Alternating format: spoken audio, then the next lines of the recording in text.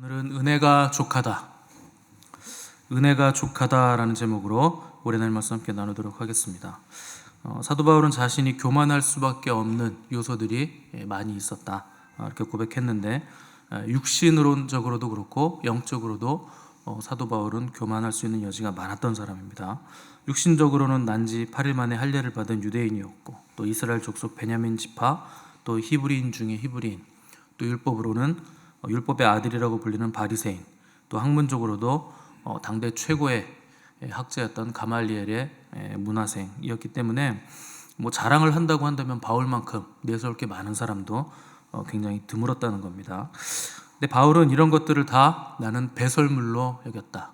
왜냐하면 내 주 예수 그리스도를 아는 것이 가장 고상하기 때문에 육신적인 자랑들은 다 배설물로 여겼다고 했습니다. 그런데 또 한 가지 바울에게 교만할 수 있는 여지가 있었는데, 그건 이제 영적인 교만이에요. 그래서 예수님을 만난 이후에 바울이 이제 신령한 체험을 했는데, 특별히 3층천까지 올라가서 말로 다 말할 수 없는 여러 가지 것들을 보고 들었다는 겁니다. 그러니까 바울에게는 육적으로도 영적으로도 항상 교만할 수 있는 위험이 있었다는 겁니다. 그래서 고린도 교회 성도들에게 내가 직접 받은 경험과 환상, 계시에 대해서 말했는데, 왜 그런 것들을 말했느냐? 거짓 사도들이 자기들의 어떤 영적인 체험 이런 것들을 자랑하면서 고린도 교회 성도들을 미혹했기 때문에, 그런 거 자랑하려고 하면 나도 할 거 많다 이렇게 얘기를 했다는 거죠. 그런데 바울은 이 자랑으로 너희들이 지나치게 생각할까 두려워서 나는 자랑하지 않겠다 이렇게 지금 얘기를 했습니다. 오늘 그 본문을 보시면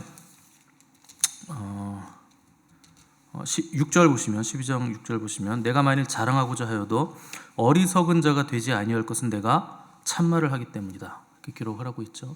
그러니까 바울이 자랑한 게 아니고 나는 그냥 있는 걸 그대로 말하는 거다. 영적인 체험 나 이 정도로 했다. 사실대로 말을 했다는 거예요. 근데 왜 그거를 두려워해서 말하지 않느냐? 사실 자랑이라는 게 원래 자기가 잘하는 거 있는 그대로 그냥 말하는 겁니다. 여러 번 말씀드렸지만 잘난 척은요, 잘난 사람이 하는 거예요. 못났는데 어떻게 잘난 척을 합니까? 그러니까 바울도 내가 자랑하는 거 참말이다, 진실이다, 나 이런 거 경험했고 거짓말한 거 하나도 없다. 근데 그게 자랑이 된다는 겁니다. 그러니까 있는 그대로 말하는 게 자랑이라는 거예요. 왜 그러냐? 그러면 간증하시는 분들도 보면요, 처음에 간증했을 때는 있는 그대로 얘기합니다. 근데 그 사람이 간증 집회를 다닐 만큼 유명해지잖아요. 그럼 점점 뻥튀기 돼요. 없던 일이 막 붙습니다. 그리고 내가 얘기하는 처음에 봤던 게 기억이 가물가물해지면서 이랬나 저랬나 하다가 막 살을 붙여요. 그럼 듣는 사람들도 들을 때 있는 그대로 그냥 퓨어하게 순수하게 듣느냐? 아닙니다. 들으면서 저 사람은 대단하다, 어떻게 저런 체험을 했을까, 이런 생각들이 자기가 스스로 막 살을 붙여요. 그러니까 듣는 사람도 점점 살이 붙고 말하는 사람도 점점 살이 붙는 게 인간의 간증이죠. 저는 그래서 간증 집회 이런 거 별로 안 좋아하는데, 그러니까 예수 그리스도가 나타나지 않는 간증은 전부 다 사람의 생각이 붙어서 결국 영광을 사람들이 취하게 되기 때문에 문제가 있다는 겁니다. 그래서 바울에게는 있는 사실 그대로의 것을 말한다 해도 그건 자랑이다. 그리고 자랑은 원래 어리석은 거다 하는 마음이 있는 겁니다. 7절을 보시면, 여러 계시를 받은 것이 지극히 크므로 너무 자만하지 않게 하시려고 내 육체에 가시고 사탄의 사자를 주셨으니 이는 나를 쳐서 너무 자만하지 않게 하려 하심이라 했습니다. 바울이 교만해질까 봐 누가 개입하셨느냐? 하나님이 개입을 하셨다는 거예요. 그래서 뭘 주셨는가? 육체에 가시를 주셨다.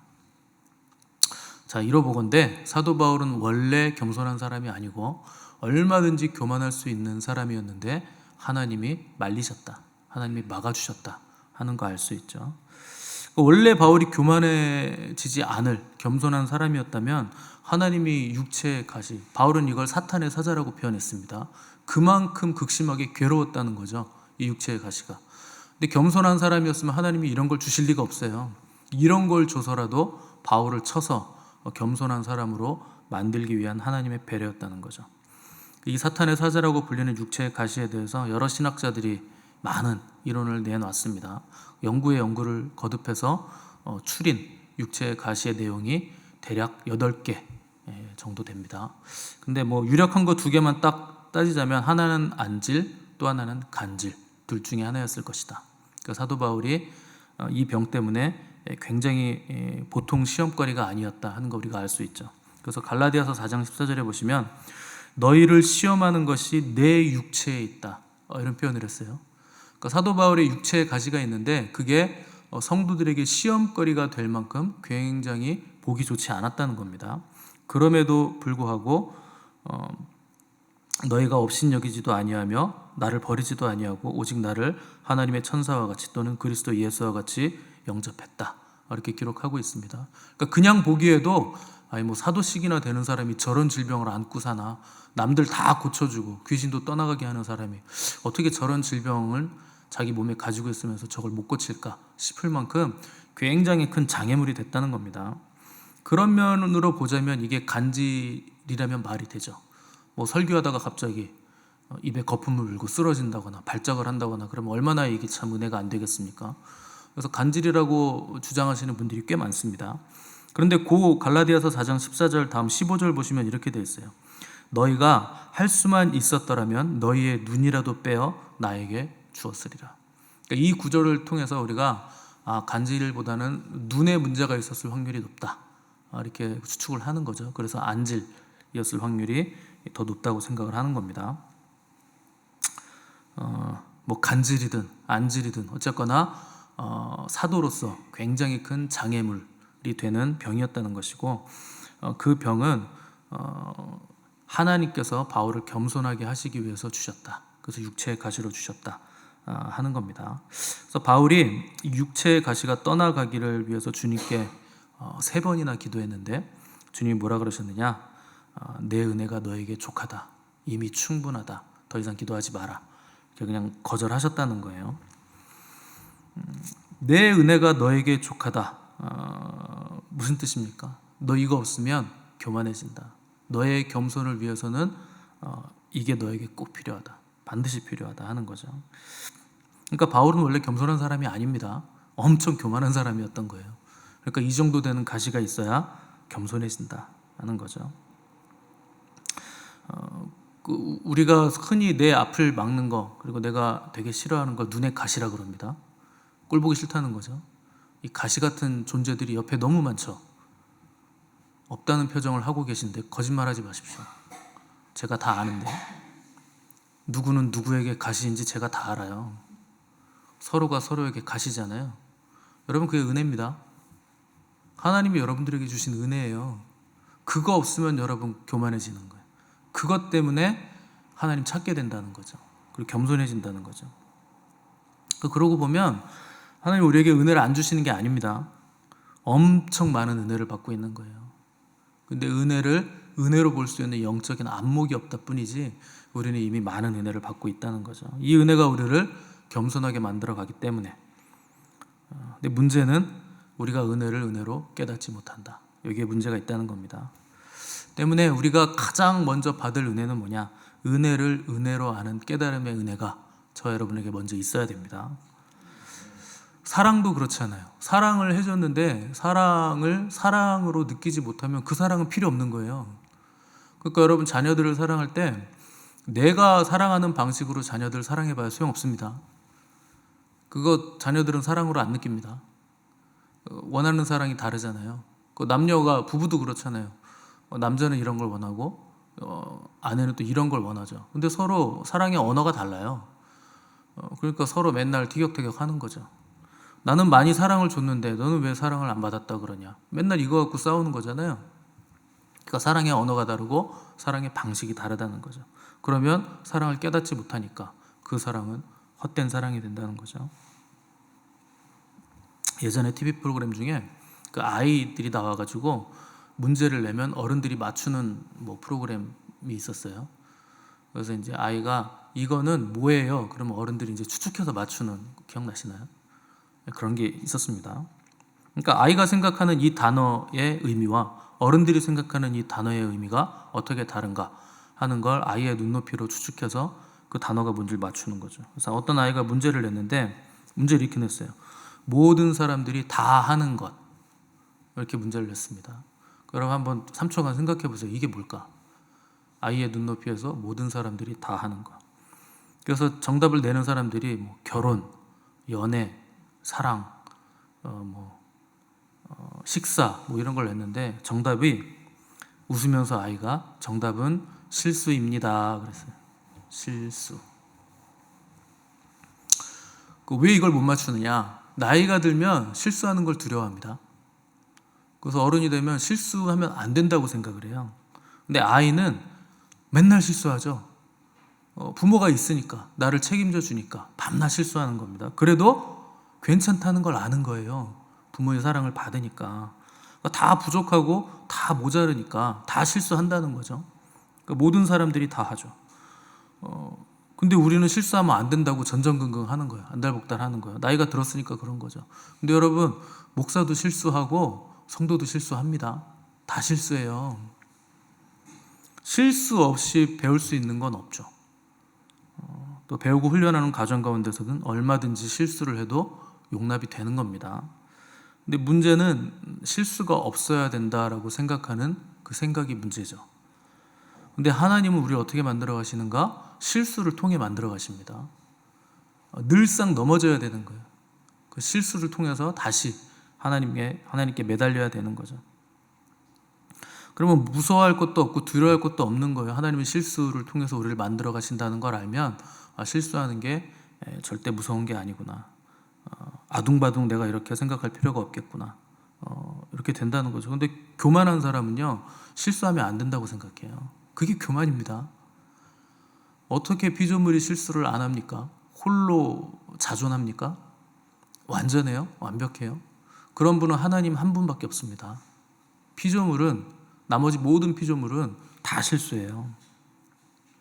만약에 내가 실수를 하지 않는다, 그 사람은요, 자의식이 세집니다. 강해지죠. 그래서 누가 옆에서 실수하잖아요. 그러면 저걸 저렇게 하네, 저걸 저렇게 못하네. 이쪽으로 가는 거예요. 자기가 하나님 자리로 가는 거죠. 내 힘으로 할 수 있는 게 없다. 이걸 아는 게 믿음입니다. 그래서 하나님만 의지해야 된다. 이걸 아는 게 믿음이에요. 지식이 많다고 되는 것도 아니고 경험을 많이 했다고 되는 것도 아니고 성령님의 감화가 아니면 아무것도 나는 이룰 수 없는 사람이구나. 이걸 아는 거죠. 뭐를 통해서 압니까? 넘어지고 깨지고 실수하면서 이것을 우리가 알아간다는 거죠. 그래서 여러분들이 새벽부터 여기 나오셔가지고 기도와 말씀으로 보좌 앞에 나아가서 주님의 도우심을 구하는 거죠. 그래서 늘상 우리는 보좌 앞에서 하나님의 음성 듣고 나와서 뭔가를 해야 되는 거지. 그 사역의 열매는 어디서 나오느냐? 하나님의 보좌 앞에서 나오는 겁니다. 이걸 내가 힘을 내고 막 열을 내가지고 뭐가 나오는 게 아니에요. 그래서 땅에서의 모든 일들은 내가 몸을 움직여서 에너지를 써서 얻는 열매들이지만 하나님의 일은 그렇게 얻는 거 아닙니다. 땅에서 쓰는 에너지, 힘을 다 멈추고 보좌 앞으로 나아가서 하나님의 능력으로 그 일을 이루는 거예요. 그러니까 보좌 앞으로 나아가면, 지성소로 들어가면 하나님이 그냥 말씀을 하세요. 말씀하시면 끝난 거예요. 그거는 내가 힘쓰고 애쓸 필요 없습니다. 그걸 믿으면 그냥 되는 거예요. 붙잡고 가면 되는 거예요. 근데 우리는 늘상 내가 움직이고 싶죠. 이걸 내가 빨리 가서 이걸 해야 되는데, 빨리 누굴 만나야 되는데, 그럼 어떻게 되느냐? 육신의 형체가 강화되는 겁니다. 육만 강화되는 거예요. 영이 강화돼야 되는데 자꾸 육이 강화되죠. 그러면 만들어내는 것마다 다 쓰레기예요. 주님은 그거 치우시느라고 바쁘고, 우리는 일이 잘못되면 이거 도와주세요 하느라 또 바쁘고, 언제 하나님의 일을 합니까? 맨날 육신의 일만 하고 다니면. 그래서 보좌 앞으로 나아간다는 건 땅의 형체가 아니고 하늘의 형체를 만들어간다는 것이고, 시간이 갈수록 그 영적인 영의 형체가 점점 더 선명해져 가는 겁니다. 그래서 나이가 들수록 영이 강화돼야지 자꾸 혼이 내 생각이 많아지고 육신이 정말 강해지고 여기저기 막 돌아다니는 것만 하고 있으면 그 사람은 존귀 대접을 받지 못합니다. 나이가 들수록 영적이어야 그 사람이 대접을 받는 거예요. 근데 나이는 들었는데 육적이고 세상적인 생각만 하고 있다. 그 사람은 점점 더 사람들에게 존경도 못 받고 천덕꾸러기 되죠. 그래서 뒷방 늙은이가 되어간다는 게 그런 겁니다. 뭐 배울 게 있어야 사람들이 대접을 해주죠. 영적으로 뭐 통찰력이 있어야 그에게 가서 뭘 상담을 하죠. 늘상 육신적인 일만 했고 세상적인 생각만 강화시켰는데 그에게 무슨 영적인 지혜가 나오겠습니까? 그래서 먼저 여러분들의 모든 일들이 잘 되시려면 영이 먼저 강화돼야 돼요. 그래서 바울이 사랑하는 자여 네 영혼이 잘됨 같이 내가 범사에 잘되고 강건하기를 내가 간구한다. 순서가 그렇게 되는 겁니다. 영혼이 먼저 잘 돼야 되는 거죠. 바울이 즐겨 쓰는 말 중에 내게 주신 은혜라는 말이 있어요. 내게 주신 은혜가 크다. 나의 나된 것은 하나님의 은혜다. 내게 주신 은혜다. 뭐 이런 얘기를 하죠. 이게 바울이 굉장히 개인적이고 주관적인 얘기를 한 겁니다. 나에게만 주신 하나님의 은혜가 있다는 거예요. 여러분들에게만 주시는 하나님의 은혜가 있습니다. 그거 받으셔야 돼요. 우리는 늘상 은혜라고 얘기하면 뭐 구원의 은혜, 구속의 은혜, 하나님의 은혜죠. 은혜가 넘칩니다. 아유, 다 은혜예요. 이거 입버릇처럼 얘기하는데 그거는 그냥 늘상 하는 얘기예요. 여러분 어디서 그냥 주워 들은 얘기잖아요. 그거는 내가 하나님께 받은 구체적인 은혜가 있어야 돼요. 무슨 은혜가 무슨 지평선입니까? 잡아도 뭐 잡히지 않는 신기루 같은 게 은혜예요? 은혜는 구체성이 있어야 됩니다.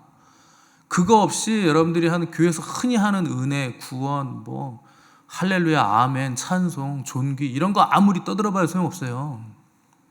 그냥 남이 한 얘기 주워 들은 거 그냥 앵무새처럼 그냥 얘기만 하는 거죠. 구체성이 있어야 돼요. 구체성이. 하나님이 언제 우리한테 신기루 같은 은혜 주신 적이 있습니까? 구체적인 은혜를 주시죠. 그래서 사도 바울의 간증같이 나에게 주신 하나님의 은혜가 있다. 이게 여러분들의 간증이 있어야 됩니다. 무엇보다 은혜를 은혜로 깨달을 수 있는 그 깨달음의 은혜가 있어야 되죠. 그게 육체의 가시라는 거예요. 사도 바울에게 있어서는. 이게 바울이 받은 최고의 은혜였다. 이게 왜 최고의 은혜인가? 사람이 일평생 살아가면서 가장 하기 힘든 게 겸손입니다. 겸손은요, 늘상 가장 먼저 떠나가 버려요. 가장 나중에 돌아옵니다. 반면에 교만은 가장 늦게까지 남아 있습니다. 그리고 가장 먼저 돌아와요. 무슨 일이 있으면 바로 교만해집니다. 그러니까 겸손하기가 얼마나 어렵겠습니까, 사람이? 근데 바울은 자기를 겸손하게 하는 은혜를 받았다는 거예요. 그러니까 이게 바울에게는 가장 큰 은혜죠. 그래서 바구니를 타고 창문으로 도망간 사건도 은혜고, 죽을 만큼 꼴딱꼴딱 할 때까지 매를 맞은 것도 은혜고, 감옥에 갇힌 것도 은혜고, 감옥의 손발에 착고가 쇠사슬이 묶여있던 것도 말할 수 없는 하나님의 은혜지만, 내가 받은 가장 큰 은혜는 나를 겸손하게 만드신 이 육체의 가시를 주신 하나님의 은혜, 이것이 가장 큰 은혜다, 가장 귀한 은혜다. 바울이 이렇게 고백을 했다는 겁니다. 바울이 이 육체의 가시를 제거해달라고 3번이나 기도했는데 주님은 내게 있는 나의 은혜가 족하다, 이렇게 거절하셨습니다. 충분하다는 거예요. 이 은혜가 충분하다. 여러분, 주님이 바울에게 충분하다고 하신 건 만족이 있다는 뜻이 아닙니다. 바울이 만족이 없다는 거예요. 이거 좀 걷어가시면 제가 좀 만족하겠습니다. 근데 주님은 나는 너에게 충분한 은혜를 줬다. 네가 만족하지 않을지라도 은혜는 이미 너에게 충분하다. 이거면 충분하다. 은혜가 너에게 충분하다. 너의 만족은 중요한 게 아니다. 여러분, 그 말 그러면 아멘으로 받는 거예요. 주님이 충분하다고 하시는데 우리가 뭐라고? 아니요, 안 충분한데요? 그렇게 할 수 있습니까? 여러분, 충분해요. 받은 은혜가 충분해요. 주님은 예수 그리스도, 그분의 아들까지 우리에게 주셨어요. 더 이상 뭘 줍니까? 거기다 1+1으로 뭐까지 주셨는가? 성령님까지 주신 거예요. 뭘 더 바랍니까? 은혜가 충분하죠. 그래도 주님이 또 그렇게 야멸찬 분은 아니셔서 바울이 그냥 그렇게 사탄의 가시가 몸에 있어가지고 힘든데 남몰라라 하신 분이 아닙니다. 옆에 누구를 붙여주셨느냐? 누가를 붙여줬어요. 누가는 직업이 뭡니까? 의사예요, 의사. 그러니까 바울이 육체 가시가 있으니까 옆에서 항상 돌볼 수 있도록 주치의 한 명을 붙여준 거예요. 그러니까 바울 선교 여행 내내 로마에 갇히기까지 계속 누가 동행하느냐? 의사 누가가 계속 동행을 하면서 바울을 돌봐줬다는 겁니다. 이게 하나님의 은혜죠. 또 여러분들은 그냥 고쳐주시면 되지, 병 주고 약 주는 것도 아니고, 병은 왜 주고 의사는 뭘 하고 붙여줘요? 뭐 이렇게 생각하시는 분들이 안 계시겠죠. 땅에서는 비효율적으로 보이고 미련해 보이는데 여러분, 그게 하늘에서는 지혜입니다. 땅과 하늘은 반대예요. 우리가 생각하기에 효율적인 게 하늘에서는 비효율적인 거죠. 그래서 하나님은 한치의 오차도 없이 완전하게 하나님의 일을 하나님의 방법으로 이루어 가신다. 바울의 겸손을 위해서는 육체의 가시가 반드시 필요합니다. 그런데 바울의 건강을 위해서는 누가의 동행이 반드시 필요했던 거죠. 그래서 하나님은 합력해서 선을 이루어갈 수 있도록 하나님의 깊은 지혜와 은혜로 바울에게 육체의 가시도 주시고 또 그걸 돌봐줄 수 있는 누가도 붙여주셨다는 거죠. 그래서 어떻게 우리가 겸손해질 수 있는가? 내가 받은 은혜가 은혜인지를 아는 깨달음의 은혜, 이게 먼저 우리에게 있어야 된다는 겁니다. 그래서 바울은 내게 주신 은혜라는 표현을 썼어요. 내게 주신 은혜가 뭔지 알고 있었다는 거예요. 그래서 겸손한 사람이 됐다는 거죠. 그래서 내가 은혜 충만하지 않으면 누구에게도 은혜를 끼칠 수 없죠. 그래서 내가 받은 은혜가 어떤 은혜인가 먼저 이것을 알아야 된다는 겁니다. 그래서 여러분들이 지금 가지고 계신 그 모든 거 다 하나님의 은혜입니다. 좋은 거든 나쁜 거든 모든 것이 합력하여 선을 이룬다. 이 모든 안에 다 들어가 있는 거예요. 고통, 고립, 외면, 환난, 모욕, 억울함, 쓰라림, 기쁨, 사랑, 슬픔, 외로움, 모든 안에 다 들어가 있어요. 근데 그 모든 것이 합력하여 선을 이루더라. 그것이 내게 주신 은혜라는 거죠. 그래서 그게 이름이 뭐가 됐든 간에 나에게 왔을 때 이건 나를 겸손하게 하시는 하나님의 은혜다 하는 그 깨달음의 은혜가 먼저 우리에게 있어야 되는 겁니다. 그래서 분노와 싸움과 화로 반응할 것이 아니라 하나님을 생각함으로 고난과 슬픔을 참아내면 그것이 하나님 앞에서 아름다운 것이라 하는 겁니다. 그래서 하나님은 교만한 자를 대적하시고 겸손한 자에게 은혜를 베푸시기 때문에 겸손한 자가 받는 은혜가 오늘 저 여러분들에게 임하시기를 바라고, 또 은혜로 깨닫는 지혜가 오늘 우리에게 임하시기를 간절히 바랍니다.